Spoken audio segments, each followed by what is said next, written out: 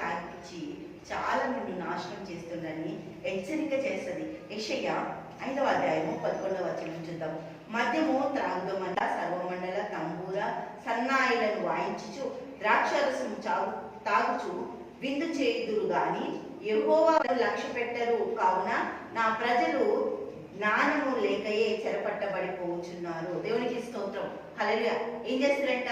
జ్ఞానం లేకుండానే తాగుడికి, దురలవాట్లకి, వ్యసనాలకి, స్త్రీలతో అధికారం వచ్చింది కదా, మాకు అన్ని ఉన్నాయి కదా అని చెప్పి జ్ఞానం లేకుండా వారి జీవితాలు నాశనకు దారిలోనికి తీసుకెళ్ళిపోతున్నారు.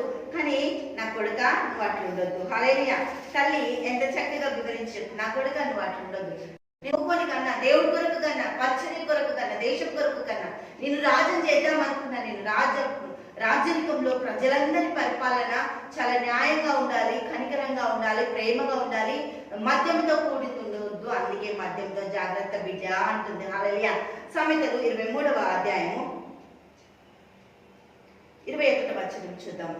23వ అధ్యాయము 21వ వచనం చూద్దాం.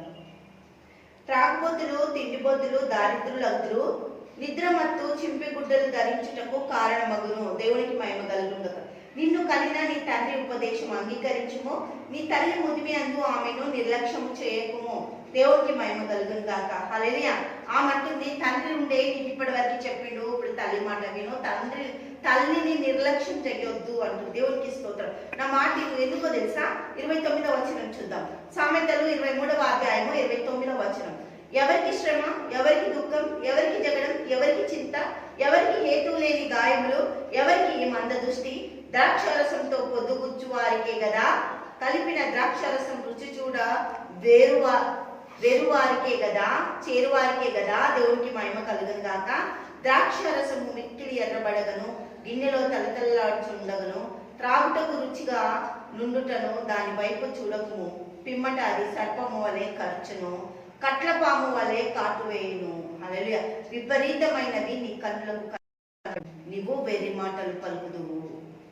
నీవు నడి సముద్రమున పండుకొనిన వాని వలె ఉందువు, ఓడకొయ్య చివరన పట్టుకొని వాని వలె ఉందువు. అందుకే నువ్వు ఏం చేయాలంటే తాగుడు దగ్గరికి వెళ్ళొద్దు. నా కుమారుడా, మేలు, నువ్వు రాజు బిడ్డ, రాజాది రాజు కొడుకు. నువ్వు రాజు దేవుడి వైపు చూడాలి, దేవుని అధికారంతో ఉండాలి, దేవుని కొరకు బ్రతకాలి.